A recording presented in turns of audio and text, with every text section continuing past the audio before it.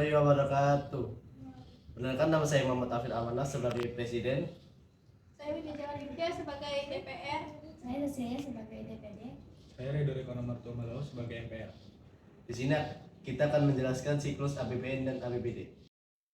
Presiden bertugas untuk menyusun rancangan APBN dan rancangan perubahan APBN, mengesahkan dokumen pelaksana anggaran, melaksanakan perjanjian internasional di bidang keuangan, melaksanakan pemungutan pendapatan negara yang telah ditetapkan dengan undang-undang, melaksanakan fungsi bendahara umum negara.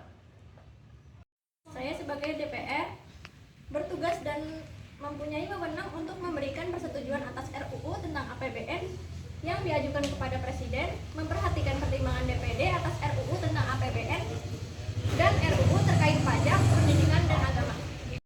Saya MPR memiliki peran dalam APBN melalui fungsi pengawasan, khususnya terkait dengan aspek-aspek kebijakan fiskal yang berkaitan dengan kesejahteraan dan kepentingan rakyat. MPR dapat memberikan rekomendasi atau pertimbangan kepada pemerintah terkait dengan pengelolaan APBN agar sesuai dengan prinsip-prinsip demokrasi dan keadilan sosial. Meskipun tidak memiliki kewenangan langsung dalam penyusunan atau penetapan APBN, MPR memiliki peran penting dalam menegakkan prinsip konstitusi dan memiliki suara rakyat dalam pengelolaan keuangan negara. APBD memiliki peran dalam APBN, terutama dalam memberikan masukan dan mengawasi kebijakan pengalokasian dana yang mempengaruhi dana daerah.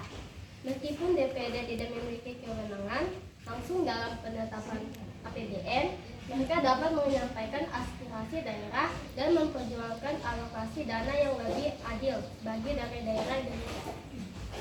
Dari kami, wassalamualaikum warahmatullahi wabarakatuh.